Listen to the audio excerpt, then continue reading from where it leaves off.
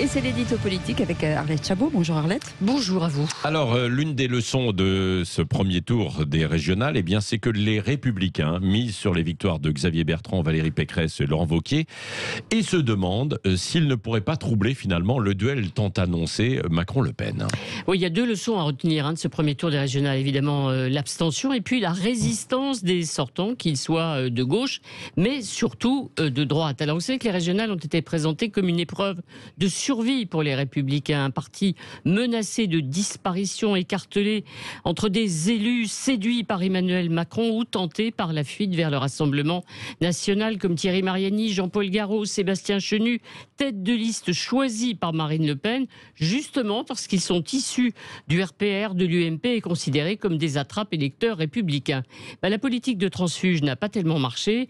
24% pour Chenu dans les Hauts-de-France contre 41% pour Xavier Bertrand, dans le cadre général d'un recul très fort du Rassemblement national, 9 points de moins qu'en 2015, un Rassemblement national qui pourrait ne gagner aucune région et notamment pas PACA après le retrait de la liste de gauche. Et donc le Rassemblement national va sans doute être obligé de se livrer à une introspection, réflexion en tout cas sur la stratégie de Marine Le Pen. Et puis deuxième motif de satisfaction pour un Christian Jacob qui a retrouvé le sourire, eh bien l'offensive ratée de La République En Marche, les commandos de ministres, notamment toujours dans les Hauts-de-France, eh bien, qui sont revenus bredouille.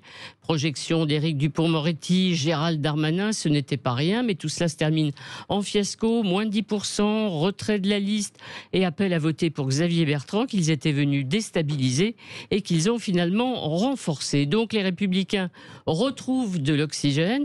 Les régionales ne seront pas un tremplin pour Marine Le Pen. Elle souligne la solitude du président de la République et son incapacité à implanter son parti en région. Oui, le problème pour les Républicains, ce sera quand même aussi de choisir le meilleur candidat. Alors là, on retrouve les difficultés parce qu'ils sont trois, vous les avez cités, Xavier Bertrand, Laurent Wauquiez, Valérie Pécresse. Alors il y en a deux qui ont déjà quitté le parti, Xavier Bertrand, Valérie Pécresse. Xavier Bertrand sera candidat quoi qu'il arrive. Valérie Pécresse n'a pas dit encore quel serait son choix. Laurent Wauquiez, qui a fait une très très bonne campagne et a eu un très très bon résultat dans la région Rhône-Alpes, veut revenir et aura son mot à dire. Alors comment choisir ? Ils ont trouvé une méthode, les Républicains, ils vont faire une sorte de sondage géant pour définir le meilleur profil. Eh bien, c'est pas gagné, ça va être encore extrêmement difficile. Donc les Républicains ont une bouffée d'oxygène, mais il leur reste à démontrer qu'ils ne sont pas la droite la plus bête du monde. Merci Arlette Chabot.